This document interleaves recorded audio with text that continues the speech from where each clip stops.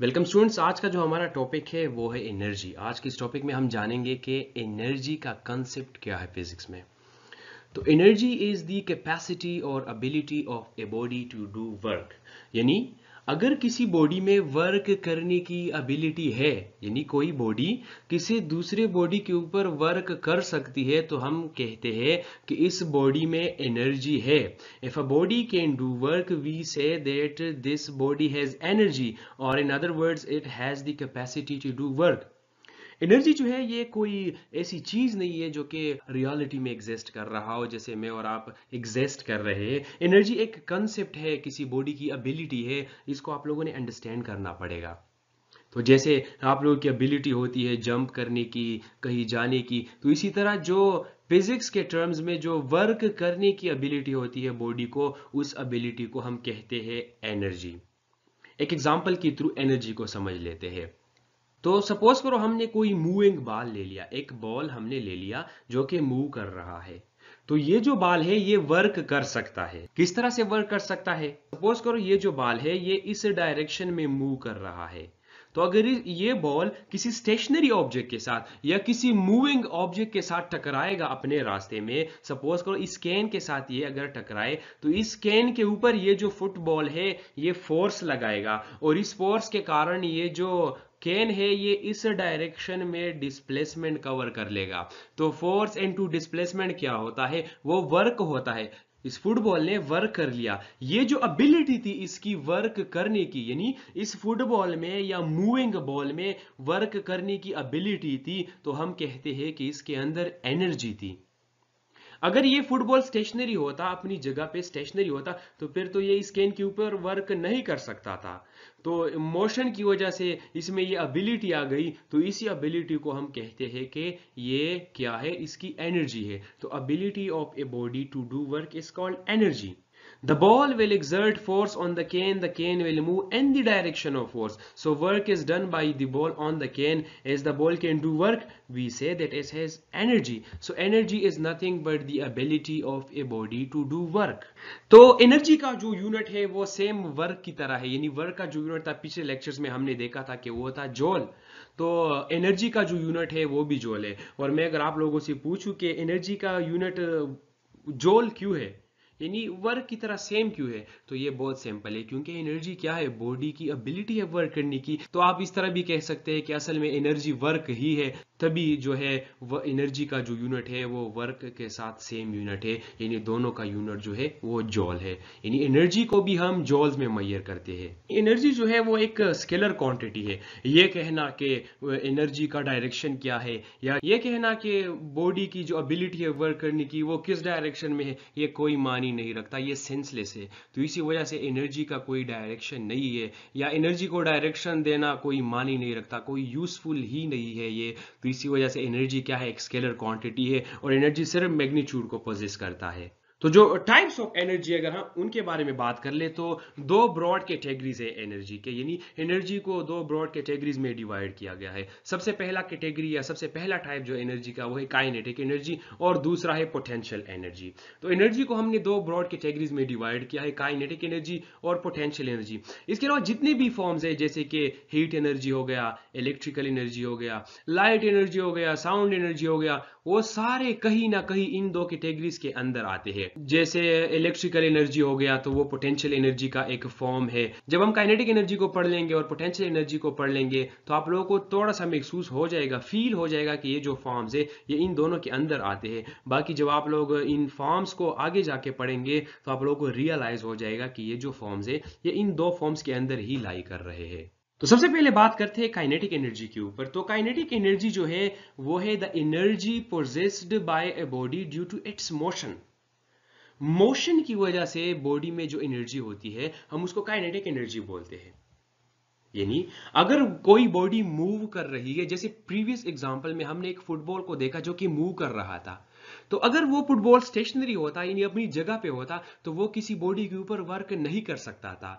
जब वो मोशन में आ गया तो वो बॉडीज के ऊपर वर्क कर सकता था। जैसे उसने कैन के ऊपर वर्क कर लिया यानी कैन के ऊपर फोर्स लगाया और कैन अपनी जगह से डिस्प्लेस हो गया। तो जब वो कोई बॉडी मोशन में आती है तो उसमें ये एबिलिटी आ जाती है कि वो दूसरे बॉडीज के ऊपर वर्क कर सकती है। यानी जब वो किसी दूसरे बॉडीज के साथ टकराएगी, चाहे वो रेस्ट में हो दूसरे बॉडीज या मोशन में हो, तो उनके ऊपर वो वर्क कर सकती है। तो जो एनर्जी बॉडी में मोशन की वजह से आ जाती है यानी वर्क करने की एबिलिटी किसी बॉडी में जब मोशन की वजह से आ जाती है तो फिर हम उस एबिलिटी को बोलते हैं काइनेटिक एनर्जी। हम एबिलिटी को तो वैसे एनर्जी बोलते हैं ना, ये तो क्लियर है कि जो एबिलिटी वर्क करने की आ गई बॉडी में वो एनर्जी है, but this ability is because of motion. अगर रेस्ट में होता तो ये एबिलिटी बॉडी में नहीं थी, जब ये मोशन में आ गया तो बॉडी में ये एबिलिटी आ गई। तो ये जो एबिलिटी है ये फिर क्या है, ये है काइनेटिक एनर्जी।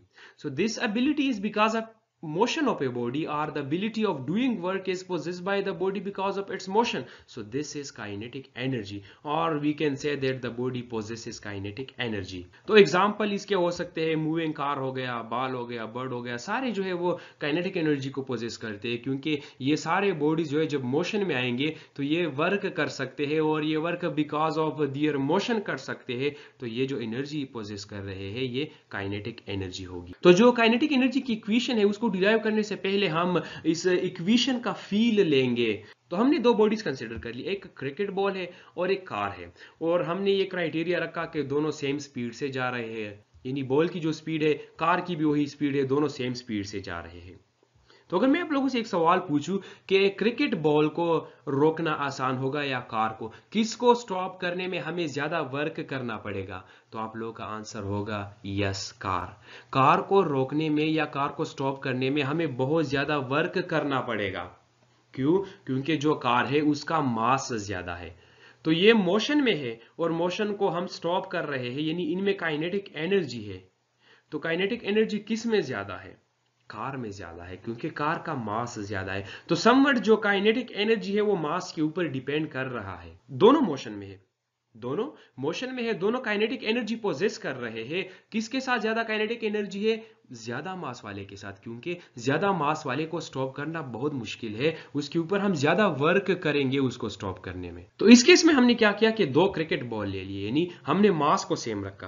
पिछले केस में हमने वेलोसिटी को सेम रखा था, इस केस में हम मास को सेम रख रहे हैं। दो क्रिकेट बॉल है जिनका मास सेम है, पर दोनों हमारी तरफ जो अप्रोच कर रहे हैं डिफरेंट स्पीड से अप्रोच कर रहे हैं, यानी एक बॉल की स्पीड ज्यादा है और दूसरे बॉल की जो स्पीड है वो कम है। तो अगर मैं आप लोगों से फिर से पूछूं कि किस बॉल को स्टॉप करना जो है वो मुश्किल होगा, यानी किसके ऊपर हम ज्यादा वर्क करेंगे, तो द आंसर इज कि जिसकी वेलोसिटी ज्यादा है उसके ऊपर हम ज्यादा वर्क करेंगे उसको स्टॉप करने में। तो दोनों मोशन में, दोनों काइनेटिक एनर्जी पोजेस कर रहे हैं, और जिसकी वेलोसिटी ज्यादा है उस पे हम ज्यादा वर्क करेंगे उसको स्टॉप करने में। तो काइनेटिक एनर्जी जो है वो वेलोसिटी पे भी डिपेंड कर रही है।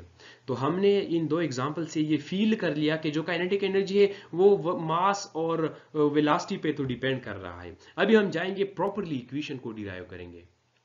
तो जो इक्वेशन बन रहा है वो है half m v square. Kinetic energy का जो इक्वेशन है वो है हाफ एम वी स्क्वेयर। हमने देखा कि जो काइनेटिक एनर्जी है वो मास और वेलोसिटी के ऊपर तो डिपेंड कर रहा है, पर इस इक्वेशन में हाफ भी आ गया और वेलोसिटी के ऊपर स्क्वेयर भी आ गया। तो अभी हम इसको प्रॉपरली प्रूव करते हैं। तो हमने एक कार को कंसिडर कर लिया जो इनिशियली रेस्ट पे है, यानी जो उसकी इनिशियल वेलोसिटी है वो 0 है। हमने इस कार के ऊपर एक फोर्स लगाया, तो ये जो कार है ये अपना मोशन स्टार्ट कर लेगा और इन द डायरेक्शन ऑफ फोर्स इस तरह कुछ डिस्प्लेसमेंट कवर कर लेगा, यहाँ पे पहुंच जाएगा, और जो डिस्प्लेसमेंट या डिस्टेंस इसने कवर कर लिया उसको हमने एस नाम दे दिया। और लाजमी बात है जब हमने इस कार के ऊपर फोर्स लगाया तो इसने कुछ ना कुछ वेलोसिटी गेन किया होगा, और उस फाइनल वेलोसिटी को हमने वी का नाम दे दिया, जितनी भी वेलोसिटी है वी। तो अभी इस केस में जो हमने वर्क कर लिया वो कितना होगा? वर्क हमें पता है क्या होता है, एफ एस कॉस थीटा। इस केस में जो थीटा है वो 0 डिग्री है, क्योंकि इस डायरेक्शन में फोर्स भी है और इस डायरेक्शन में बॉडी ने डिस्प्लेसमेंट भी कवर कर लिया।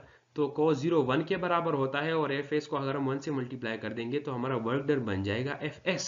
तो न्यूटन थर्ड लॉ को अगर हम यूज कर ले तो फोर्स हो जाएगा F is equal to m a, और इस एफ की जगह हम एम ए पुट कर ले तो वर्क हो जाएगा एम ए एस।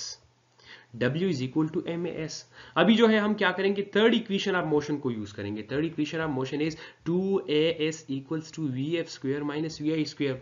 vi जो था यानी जो कार था हमारा वो इनिशियली रेस्ट पे था, तो vi 0 हो जाएगा, और जो फाइनल स्पीड था उसको हमने v का नाम दिया था, तो 2as हो जाएगा vf square minus vi square, तो वो 0 स्क्वायर है तो ये जस्ट vf स्क्वायर रह जाएगा, और vf को हमने v का नाम दिया है तो 2as हो जाएगा v स्क्वायर। हमें चाहिए a की वैल्यू, तो अगर हम इससे a की वैल्यू फाइंड कर ले तो हो जाएगा a is equals to v square, और ये 2 और s इस साइड पे डिवाइड हो जाएंगे, तो a is equal to v square by 2s। इसको हम पुट कर देंगे w is equal to m a s में, तो ये बन जाएगा m अपनी जगह पे, a की जगह हमने पुट कर लिया v स्क्वायर बाई 2s, और s अपनी जगह पे आ गया, तो ये s और s कैंसिल हो जाएंगे, तो जो वर्क का इक्वेशन बन गया इस केस में वो बन गया हाफ एम वी स्क्वायर। यानी इस केस में कार को v वेलोसिटी गेन कराने में जितना वर्क हमने कर लिया वो हाफ एम वी स्क्वायर के बराबर है, पर ये वर्क बराबर होगा काइनेटिक एनर्जी के E के। तो काइनेटिक एनर्जी का जो इक्वेशन बन गया, वर्क को मैंने ई के से रिप्लेस कर लिया यानी काइनेटिक एनर्जी से, तो काइनेटिक एनर्जी का जो इक्वेशन बन गया वो बन गया हाफ एम वी स्क्वायर। मैंने क्या किया कि वर्क को काइनेटिक एनर्जी से रिप्लेस किया, यानी इस केस में हमने जितना वर्क कर लिया वो काइनेटिक एनर्जी के बराबर है। कैसे, इसको थोड़ा सा समझ लीजिए। कार रेस्ट में था, हम इसको एक वेलोसिटी पे लेके आए। सपोज करो हमने तब तक फोर्स लगाया कि जब बॉडी ने वेलोसिटी गेन कर ली 50 किलोमीटर पर आवर, तो इस प्रोसेस में जितना हमने वर्क कर लिया, इस पूरे वर्क का रिजल्ट क्या निकला कि बॉडी ने वेलोसिटी गेन कर लिया। कितना वेलोसिटी गेन कर लिया, 50 किलोमीटर पर आवर।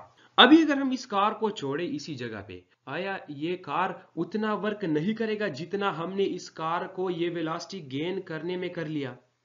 तो जितना वर्क हमने इस कार के ऊपर कर लिया ये वेलोसिटी गेन करने में, अभी अगर हम इस कार को इसी जगह पे छोड़ेंगे तो ये उतना ही वर्क करेगा जितना इसके ऊपर किया गया है इस वेलोसिटी तक लाने में। तो ये कार अभी मोशन में है और वर्क कर सकता है, तो ये वर्क किसके बराबर होगा, काइनेटिक एनर्जी के, क्योंकि जो एबिलिटी होती है बॉडी की वर्क करने की वो होती है काइनेटिक एनर्जी। तो ये बॉडी जो है, ये कार मोशन में है विथ वी वेलोसिटी, ये वर्क कर सकता है। कितना वर्क कर सकता है, जितना वर्क इसके ऊपर हो गया यहां तक लाने में, इस वी वेलोसिटी को गेन कराने में जितना वर्क हो गया, तो हमने तभी इस W को E के यानी काइनेटिक एनर्जी से रिप्लेस कर लिया। आसान लफ्जों में कि जितना वर्क हमने किया इस कार के ऊपर ये वेलोसिटी गेन कराने में, अगर हम इसको छोड़ेंगे तो उतने अमाउंट में ये वर्क किसी दूसरे बॉडी पे करेगा। तो जब वो करेगा तो वो उसकी काइनेटिक एनर्जी होगी, और वो काइनेटिक एनर्जी उस वर्क के बराबर होगा जितना हमने इस कार के ऊपर कर लिया। तो काइनेटिक एनर्जी का जो इक्वेशन बन गया हाफ एम स्क्वायर। तो काइनेटिक एनर्जी भी एनर्जी की टाइप है, स्केलर क्वांटिटी है, और इसका यूनिट भी जॉल है। तो सेकंड जो ब्रॉड कैटेगरी है एनर्जी की वो है पोटेंशियल एनर्जी। अभी हम बात करते हैं पोटेंशियल एनर्जी के ऊपर। तो energy possessed by a body by virtue of its position और configuration is called potential energy. हम पोजीशन को पहले जानेंगे, फिर कॉन्फ़िगरेशन को जानेंगे, और अलहदा हम potential energy due to position और एनर्जी ड्यू टू कॉन्फ़िगरेशन के बारे में जानेंगे। तो ये थोड़ा सा मुश्किल है पोटेंशियल एनर्जी, इसको हम पार्ट्स में डिवाइड करेंगे और फिर जाके हमें अच्छी समझ आएगी इसकी। तो सबसे पहले हम बात करेंगे एनर्जी ड्यू टू पोजीशन, फिर energy due to change in configuration के बारे में बात करेंगे। तो पहले बात करते हैं एनर्जी ड्यू टू पोजीशन। तो सपोज कोई बुक था जो कि ग्राउंड के ऊपर पड़ा था, और आपने इस बुक को उठाया और किसी शेल्फ में रखा। ये बुक का एक शेल्फ है, आपने क्या किया कि इस किताब को जमीन से उठाया और इस शेल्फ पर लाए। अभी इसको यहां तक लाने में आपने कोई वर्क किया होगा, ये आपने उठाया, इसके ऊपर फोर्स लगाया और इसको कुछ हाइट दे दिया यानी डिस्प्लेसमेंट दे दिया। तो आपने क्या किया, इस बुक के ऊपर वर्क कर लिया। तो हमने असल में क्या किया, इस बॉडी का हमने लोकेशन चेंज कर लिया। ये बॉडी जो था यानी ये बुक जो था ये ग्राउंड पे पड़ा था, हमने इसको उठाया और ऊपर ले गए, किसी शेल्फ में ले गए। तो हमने बॉडी का लोकेशन चेंज कर लिया। लोकेशन क्या होता है, पोजीशन होता है, चैप्टर नंबर 2 में आप लोगों ने पढ़ा है। तो बॉडी का पोजीशन हमने चेंज कर लिया।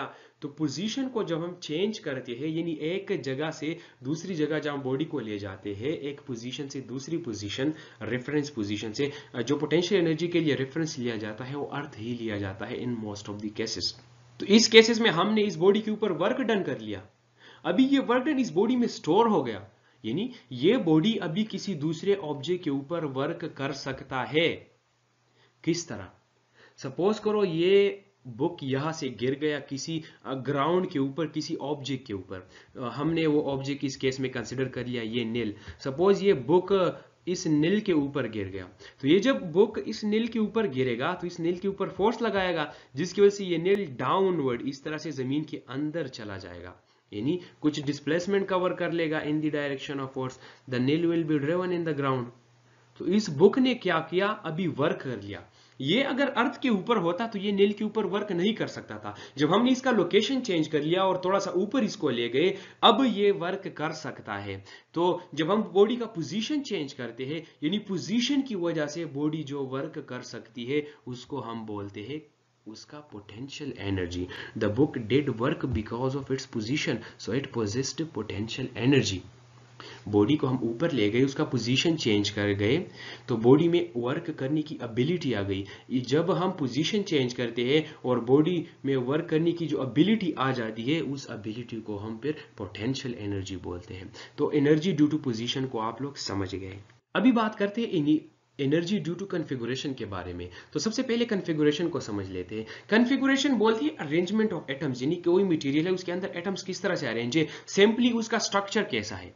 तो सपोज करो कोई स्प्रिंग है, जब हम उसको कंप्रेस करेंगे या स्ट्रेच करेंगे, तो चूंकि उनका जो इनिशियल स्ट्रक्चर था वो हमने बिगाड़ दिया कंप्रेस या स्ट्रेच करके, तो हम कहते हैं कि उसका कन्फिगुरेशन हमने चेंज कर लिया। कन्फिगुरेशन जस्ट उसका जो स्ट्रक्चर है कि वो किस तरह से उसकी अरेंजमेंट है एटम्स और मॉलिक्यूल की। तो ये स्प्रिंग हमने ले लिया, एक स्प्रिंग हमने ले लिया और इस स्प्रिंग को हमने क्या किया, कंप्रेस कर लिया। तो जब हमने कंप्रेस कर लिया तो हमने क्या किया, इस स्प्रिंग का हमने कन्फिगुरेशन चेंज कर लिया, यानी जो अरेंजमेंट था स्प्रिंग का इनिशियली या जो स्ट्रक्चर था वो हमने चेंज कर लिया, कन्फिगुरेशन हमने स्प्रिंग का चेंज कर लिया। जब हम इस स्प्रिंग को अभी रिलीज करेंगे तो आया ये जो नियर बाय ऑब्जेक्ट्स होंगे उनके ऊपर वर्क करेगा या नहीं, बिल्कुल करेगा। तो इसको एक्सप्लेन करने के लिए हमने क्या किया कि इस कंप्रेस स्प्रिंग के इंच पे दो बॉल्स लगा लिए, ये दो मेटालिक बॉल्स लगा लिए। तो जब ये अभी हम इसको रिलीज करेंगे तो ये इस बॉल को इस डायरेक्शन में पुश करेगा और इस बॉल को इस डायरेक्शन में पुश करेगा, यानी स्प्रिंग इनिशियली अगर इस पोजीशन पे था तो ये कोई वर्क नहीं कर सकता था, किसी नियर बाय ऑब्जेक्ट्स पे ये वर्क नहीं कर सकता था। जब हमने इसका कन्फिगुरेशन चेंज कर लिया या स्ट्रेच कर लिया या कंप्रेस कर लिया, तो फिर ये वर्क कर सकता है इन बॉडीज के ऊपर। तो जब हम बॉडी का कन्फिगुरेशन चेंज कर लेते हैं तो उसमें वर्क करने की एबिलिटी आ जाती है। तो due to change in configuration body में वर्क करने की एबिलिटी आ गई, इस एबिलिटी को फिर हम बोलते हैं पोटेंशियल एनर्जी। तो the spring did work because of its change in configuration, so it had potential energy. तो इसमें क्या थी, यहाँ पे पोटेंशियल एनर्जी स्टोर थी। जब हमने इसको रिलीज कर लिया तो इसने वो एनर्जी ट्रांसफॉर्म कर लिया, इसने अपने साइड वाइज जो ऑब्जेक्ट्स पड़े थे उनके ऊपर वर्क कर लिया। तो पोटेंशियल एनर्जी जो है वो due to change in location भी हो सकती है या ड्यू टू लोकेशन भी हो सकती है और due to change in configuration भी हो सकती है। तो energy due to position with respect to ground is called gravitational potential energy. Potential energy के लिए जो हम रेफरेंस लेते हैं वो अर्थ होता है। तो किसी बॉडी को जब हम अर्थ से लिफ्ट करते हैं तो हम उसका पोजीशन चेंज करते हैं, तो इस केस में जो एनर्जी बॉडी में आ जाती है उसको हम ग्रेविटेशनल पोटेंशियल एनर्जी बोलते हैं। तो energy due to position with respect to ground is called gravitational potential energy. और जो दूसरा टाइप हमने पढ़ा due to change in configuration, तो उसको हम बोलते हैं इलास्टिक पोटेंशियल एनर्जी। जिस तरह से स्ट्रेच्ड स्ट्रिंग हो गया, स्प्रिंग हो गया, स्ट्रेच्ड बो हो गया, इन सब में जो एनर्जी स्टोर होती है वो due to change in configuration या जो एनर्जी में आ जाती है वो चेंज इन कॉन्फ़िगरेशन की वजह से आ जाती है। तो इस एनर्जी को हम फिर बोलते हैं इलास्टिक पोटेंशियल एनर्जी। तो जितने भी प्रीवियस एग्जांपल हमने पढ़े उससे हमें ये अंदाजा हो जाता है कि potential energy is the stored energy, यानी बॉडी में जो एनर्जी स्टोर्ड हो जाती है उसको हम पोटेंशियल एनर्जी बोलते हैं। जिस तरह से केमिकल एनर्जी हो गया, बैटरी का या फूड का, वो स्टोर होती है उनमें, तो वो भी पोटेंशियल एनर्जी के क्या है, फॉर्म्स। तो इलास्टिक पोटेंशियल एनर्जी का जो इक्वेशन है वो आप लोगों के कोर्स में नहीं है, वो जब आप लोग क्लास 11 में जाएंगे तो वहां पे आप लोग क्या करेंगे, इलास्टिक पोटेंशियल एनर्जी का इक्वेशन पढ़ेंगे। फिलहाल जो है आप लोगों की जो कोर्स में है वो है equation of gravitational potential energy और उसको हम डिराइव करते हैं। तो सपोज करो हमने कोई बॉडी कंसिडर कर लिया, ये अर्थ है और इस अर्थ से हमने एक बॉडी उठाया और इस बॉडी को लेके आए कुछ हाइट h पे, यानी उसको ऊपर ले आए अर्थ से, उसका हमने लोकेशन चेंज करके एक हाइट h पे ले आए। तो इस केस में हमने वर्क कर लिया और ये वर्क किसके बराबर होगा, लाजमी बात है एफ डी के बराबर होगा। असल में वर्क होता है एफ डी कॉस थीटा, पर फोर्स भी इस डायरेक्शन में है और हाइट भी हमने इस डायरेक्शन में दे दिया, यानी डिस्प्लेसमेंट भी इस डायरेक्शन में है, तो थीटा 0 हो गया, कॉस 0 1 के बराबर होता है, तो वर्क हो जाएगा एफ डी। इस केस में हमने कितना फोर्स लगाया बॉडी के ऊपर, जितना बॉडी का वेट था, यानी हमने इस बॉडी को उठाया तो जितना इस बॉडी का वेट था उतना ही फोर्स हमने उसके ऊपर लगाया उठाने में, तो ये फोर्स बराबर हो गया वेट के, और वेट बराबर होता है एम जी के, तो हमारा फोर्स बराबर हो गया mg, तो W is equal to mgd बन जाएगा फिलहाल। पर इस डिस्टेंस को हमने h माना कि अर्थ से कितना ऊपर हम इसको ले गए हैं, तो d की जगह हम h पुट कर देंगे, पुट कर सकते हैं कोई बात नहीं, तो इक्वेशन बन जाएगा वर्क का mgh। अभी इस वर्क को मैं ग्रेविटेशनल पोटेंशियल एनर्जी से रिप्लेस कर सकता हूँ, यानी ये जो वर्क डन हमने किया इस बॉडी के ऊपर यहाँ से यहाँ तक लिफ्ट करने में, ये वर्क डन जो है इस बॉडी में स्टोर हो गया in the form of gravitational potential energy. कैसे, प्रीवियस एग्जांपल की तरह कि ये जो बॉडी है ये अगर किसी चीज के ऊपर गिरेगी तो उतना ही वर्क करेगी अर्थ सरफेस के ऊपर कि जितना हमने इसके ऊपर वर्क डन किया यहाँ से यहाँ तक लाने में।